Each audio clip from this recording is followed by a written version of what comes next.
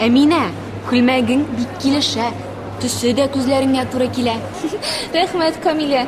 Бу күлмәгем үземә дә ошый. Синеке дә бик матур.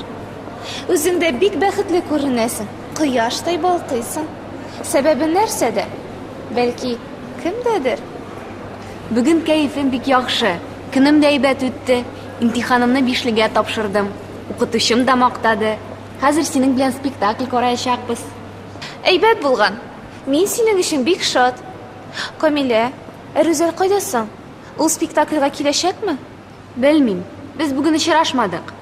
Ул дәресләренә әзерләнәдер. Бәлки китапханәдәдер. Рүзәл яхшы егетме? Әйе, ул бик тырыш, шаян егет. Күп укый, барысын да белә, ләкин барлык кешеләр белән дә бик гади. Ул һәр вакыт бик пөхтә киенә. Мин мактанчыкларны һәм ялкауларны яратмыйм. Әминә, сиңа нинди егетләр ошый? Миңамы? Гайрәтле, бераз җитди егетләр. Алар аксыл чәчле, зәңгәр күзле, озын буйлы, күзлекле дә булырга тиештер әле. Көлмә инде. Юк, чәчләре, күзләре нинди төстә булу мөһим түгел. Миңа да пөхтә, тырыш егетләр ошый. Иң мөһиме сүзендә торсын. Тәкәббер, ялганчы егетләрне бер дә яратмыйм.